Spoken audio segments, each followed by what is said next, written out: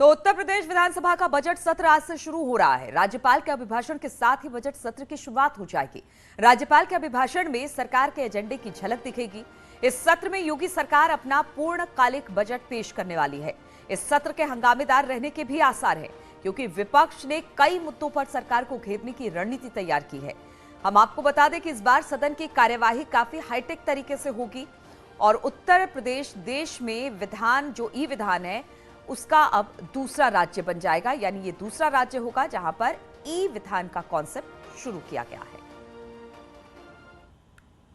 Sir, ऐसा पहली बार होगा विधानसभा में कि जब हर चीज आप लोग उसको डिजिटल तरीके से लागू करेंगे, कैसे संभव हो पाएगा? ये बहुत सौभाग्य की बात है कि इस देश के यशस्वी प्रधानमंत्री ने इस देश की प्रगति को डिजिटलाइजेशन करने के माध्यम से बहुत तेज़ी के साथ पूरी दुनिया आगे बढ़ रही है और पूरी दुनिया में से हम लीड बने, हम सबसे आगे चलें, ये प्रधानमंत्री की हमेशा मंशा रही है।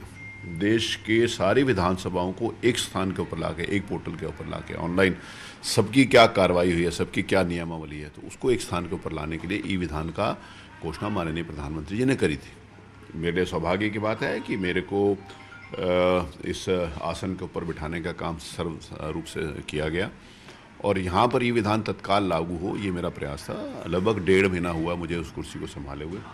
मैंने ये सुनिश्चित किया कि हमारी पहली बैठक ही ई विधान से हो और पेपरलेस विधानसभा के हम और आगे बढ़ेंगे।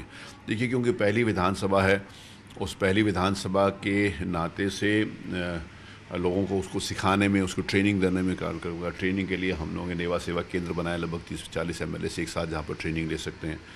तो पहली बार सीटिंग में तो हम पेपर मतलब उसमें टैबलेट हमने हर सीट के ऊपर लगा दिया, तो ऑनलाइन टैबलेट के माध्यम से और हार्ड कॉपी और सॉफ्ट कॉपी दोनों प्रोवाइड करेंगे, क्योंकि धीरे धीरे लोगों की आदत में भी आना चाहिए। बहुत सारे लोगों को जानकारी है लेकिन आदत नहीं है।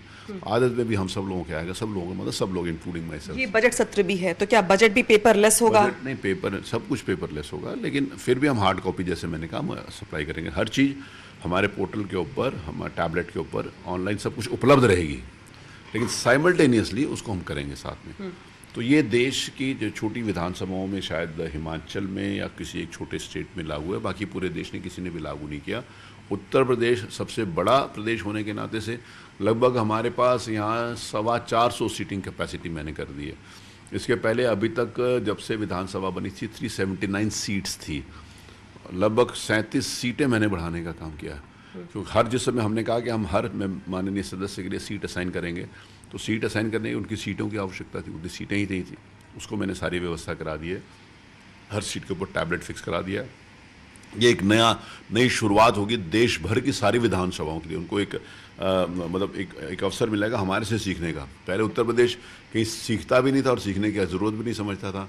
आज माननीय प्रधानमंत्री जी के नेतृत्व में देश की सारी विधानसभाएं इसमें आगे बढ़ रही हैं, लेकिन मुख्यमंत्री जी के सहयोग से हम सबसे लीड हमने लिया और हम पहली सीटिंग ही ई विधान के माध्यम से हम करेंगे। इस बार सदन के जो भीतर की तस्वीरें बदली हुई दिखाई देगी। अखिलेश यादव भी मैदान में हैं, ऐसा पहली बार होगा कि उनका आमना सामना होगा सदन के भीतर। लगता है आपको कि हंगामेदार होगा सत्र, या फिर? मेरा प्रयास होगा कि सब लोग अच्छी तरीके से, क्योंकि इस पक्ष और प्रतिपक्ष दोनों मिलकर ही एक लोकतांत्रिक व्यवस्था है। प्रतिपक्ष की ये जिम्मेवारी है कि सरकार को विभिन्न विषयों के ऊपर जहाँ पर उसको लगता है कि कोई कमी है उसको चिताए, बहुत सारी जानकारियाँ, बहुत सारे सुझाव दे। और सरकार की जिम्मेवारी है कि प्रतिपक्ष के जो सकारात्मक सुझाव हैं उनको भी ग्रहण करके एक प्रदेश के हित के लिए हम सब लोगों ने काम करना है। सबको जनता ने यहाँ पर प्रदेश के हित के लिए भेजा है, किसी भी प्रकार का हंगामा करने के लिए नहीं भेजा। मैंने एक बात कही थी जिस समय मेरे को अध्यक्ष चुना गया था, तो मैंने एक बात कही थी कि जो विधानसभा में हमारे को मिल सकता है और बाहर नहीं मिल सकता, हमारे को वही विधानसभा में करना है। ये सब कुछ करने का तो हमारे को बाहर भी प्लेटफॉर्म मिल सकता है। और प्रयागराज से खबर है, यहाँ पर